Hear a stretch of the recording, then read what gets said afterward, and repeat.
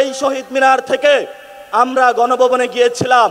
আগামীতে আজকে ইনশাআল্লাহ নাহিদ ইসলামের পক্ষ থেকে যে কর্মসূচি ঘোষণা করা হবে, সারা বাংলাদেশে কর্মসূচির মধ্য দিয়ে এই শহীদ মিনার থেকে ইনশাআল্লাহ আমরা পার্লামেন্টে গিয়ে সরকার গঠন করব। আমাদেরকে শুধু একটি দেশের দাস বানিয়ে রাখা হয়েছিল, যেই দাসের মূল্য স্বরূপ আমার ভাই বোনদেরকে খুন করে ভারত সরকার খুনি হাসিনাকে আশ্রয় দিয়েছিল। কিন্তু আমরা গণ অভ্যুত্থান পরবর্তী বিশ্ব মঞ্চে নতুনভাবে বাংলাদেশকে হাজির করতে চাই। বিশ্ব মঞ্চে বাংলাদেশের যে সম্ভাবনা রয়েছে, তরুণ প্রজন্মের যে সম্ভাবনা রয়েছে, আমাদের নারীদের যে সম্ভাবনা রয়েছে, বাংলাদেশের বৈচিত্র্যের যে সম্ভাবনা রয়েছে, বাংলাদেশের কৃষ্টি কালচারের যে সম্ভাবনা রয়েছে, বাংলাদেশের মুসলমানদের যে সম্ভাবনা রয়েছে, বাংলাদেশের ইসলামিক জনগণের যে সম্ভাবনা রয়েছে, সেই সম্ভাবনাগুলো আমরা বিশ্ব মঞ্চে হাজির করতে চাই। প্রিয় উপস্থিতি, বাংলাদেশ যদি বিশ্ব মঞ্চে হাজির হয়, সেইখানে নতুনভাবে আমরা চিন্তা করব। কোনো দাস ভিত্তিক বিশ্ব মঞ্চে আমরা বিশ্বাসী নয়। আমরা সমতা, ন্যায্যতা, অধিকারের প্রশ্নে কোনো আপোষহীনভাবে বিশ্ব মঞ্চে উপস্থিত হতে চাই। আমরা আমাদের এখানে রোহিঙ্গা সংকট থেকে শুরু করে গাজা সংকট, কাশ্মীর সংকট, ইয়ামিন সংকট থেকে শুরু করে বিশ্বের যে জায়গায় নিপীড়িত মানুষ রয়েছে, তাদের সাথে আমাদের পররাষ্ট্রনীতির প্রথম ধাপ সংযোগ হবে।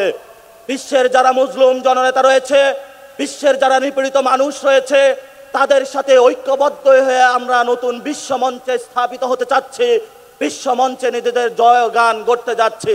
আপনারা জানেন, বাংলাদেশে আমরা গত 50 বছরে কোনো একটি দল বলি, দুটি দল বলি, সংবিধান বলি, সর্বক্ষেত্রে এক বা দুইটি দেশ বা তিনটি দেশ বা বিদেশি সাহায্য নির্ভর বা জাতিসংঘের যে সিকিউরিটি কাউন্সিল রয়েছে, সেগুলোর বাহিরে গিয়ে পৃথিবীতে অন্যান্য রাষ্ট্র যে বিরাজ করে, সেই বিরাজমান রাষ্ট্রগুলোর সাথে আমরা কখনো সম্পর্কের ভিত্তিতে নতুন একটি দেশ যে চিন্তা ভাবনা করতে পারবো, তা পলিটিক্যাল যারা কমিউনিটি রয়েছে, রাজনৈতিক নেতৃবৃন্দ রয়েছে, তাদের মধ্যে সেই মনোমজগতে আমরা কখনো সেই শুভবুদ্ধির উদয় দেখি নাই। আমরা নতুন বাংলাদেশের জন্ম দিতে চাই বিশ্ব মঞ্চে, যেখানে নিপীড়িত মানুষের সাথে সংযোগ হবে, আমাদের সার্বভৌমত্ব নিয়ে, আমাদের অধিকার নিয়ে, আমাদের নতুন নতুন বয়ান নিয়ে বিশ্বের যেই সিকিউরিটি কাউন্সিল হোক, যেই কোনো মোড়ল আসুক, যদি আমাদের অধিকার প্রশ্ন, আমাদের ন্যায্যতার প্রশ্নে তারা কোনো কথা বলতে চায়, তা ভিত্তিতে আমরা কোনো আপোষ নয়। নতুন বাংলাদেশ, নতুন বিশ্ব মঞ্চ গঠনে আমরা নতুনভাবে আবির্ভূত হব।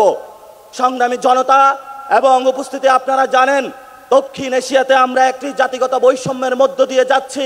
এখানে দলিতদেরকে নিপীড়ন করা হয়েছে, মুসলমানদেরকে নিপীড়ন করা হচ্ছে, বাঙালিদেরকে নিপীড়ন করা হচ্ছে, বিভিন্ন জায়গায় যারা জাতিগোষ্ঠী রয়েছে তাদেরকে নিপীড়ন করা হচ্ছে।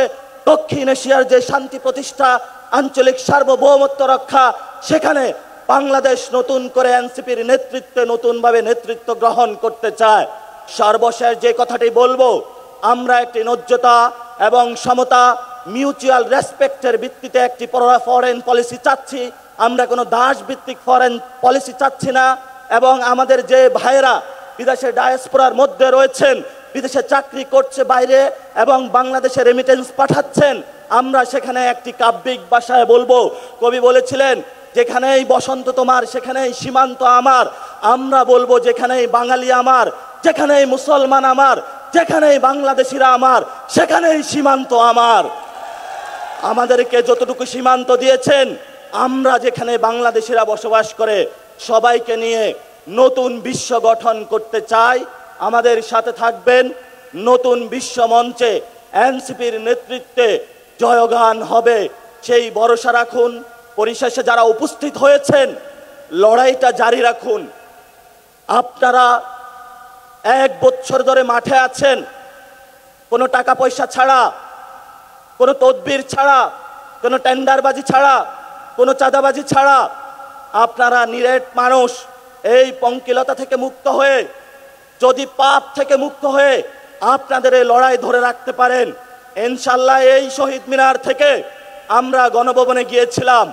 আগামীতে আজকে ইনশাআল্লাহ নাহিদ ইসলামের পক্ষ থেকে যে কর্মসূচি ঘোষণা করা হবে, সারা বাংলাদেশে কর্মসূচির মধ্য দিয়ে এই শহীদ মিনার থেকে ইনশাআল্লাহ আমরা পার্লামেন্টে গিয়ে সরকার গঠন করব।